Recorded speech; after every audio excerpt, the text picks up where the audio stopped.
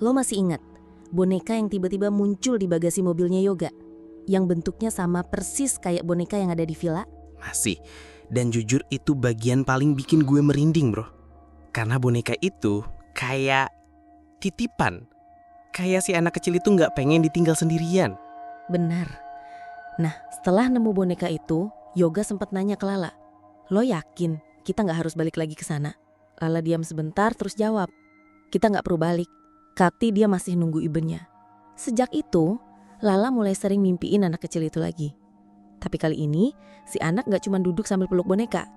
Dia berdiri di depan pintu, kayak nunggu seseorang bukain. Bro, ini udah kayak arwah yang nyangkut karena belum nemu pulangnya. Gue yakin banget ini bukan masalah gangguan, tapi luka yang belum sembuh. Nah, Lala akhirnya punya ide. Dia bilang, mungkin selama ini si anak cuma nunggu satu hal, suara ibunya. Jadi mereka sepakat buat coba satu hal terakhir. Lala dan Yoga rekam suara yang seolah-olah dari sosok ibu. Isinya cuma satu kalimat, pelan, lembut, direkam dari HP. Suaranya Lala sendiri yang dibuat lembut banget. "Maaf ya sayang, Mama di sini sekarang. Mama sayang kamu. Yuk kita pulang." Gila, gue udah merinding dari awal lo ngomong kalimat itu. Mereka putusin buat balikin boneka itu ke tempat asalnya. Tapi karena gak mau nginap, mereka cuma datang siang hari, diam-diam buka pintu villa yang kebetulan masih bisa dimasukin, dan naruh boneka itu di tangga. Tempat pertama kali Yoga lihat sosok si anak kecil itu muncul. Terus mereka muter rekaman itu, pelan, cuma satu kali. Dan Brong, saat itu juga, udara di dalam villa berubah. Pelan-pelan, suhu yang tadinya dingin kayak es, jadi hangat. Cahaya matahari yang tadinya cuma masuk dikit, tiba-tiba jadi terang. Dan Lala, yang tadinya berdiri di belakang, langsung duduk sambil nangis. Dia bilang, dia udah gak ada. Bro, lo ngerasa gak sih ada perasaan kayak lega tapi sedih juga?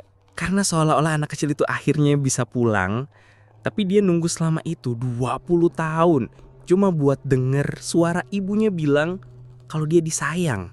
Iya, Yoga pun diam di tempat. Dia bilang, gue gak tahu kenapa kita yang dipilih buat bantuin. Tapi sekarang gue ngerti kenapa suara itu terdengar jelas banget waktu malam pertama. Sampai sekarang, villa itu katanya udah dijual ke orang baru. Udah direnovasi. Tapi satu kamar yang di lantai 2 paling ujung, katanya tetap dikunci. Gak dipakai. Mungkin pemilik barunya juga ngerasa ada sesuatu yang gak perlu dibuka lagi. Atau mungkin cukup satu pintu yang dibuka waktu itu dan satu suara yang akhirnya ngelepasin semuanya. Cerita ini mungkin bukan tentang horor yang penuh darah atau teriakan. Tapi ini cerita tentang sepi, tentang kehilangan, dan tentang anak kecil yang terlalu lama nunggu di tempat yang gak pernah jadi rumah lagi. Dan pelajaran dari cerita ini, kadang yang paling menyeramkan bukan sosok hantu, tapi rasa rindu yang gak pernah tersampaikan. Terima kasih buat yang udah dengerin sampai akhir. Cerita ini akan selalu jadi salah satu kisah yang paling membekas di hati kita. Kalau kalian pernah ngalamin hal serupa, atau ngerasa rumah kalian dingin bukan karena AC, coba denger baik-baik. Mungkin ada suara kecil yang pengen didengerin. Dan jangan lupa, peluk orang yang lo sayang selagi bisa. Karena ada jiwa-jiwa kecil di luar sana yang cuman pengen pelukan terakhir. Sampai ketemu di cerita misteri selanjutnya.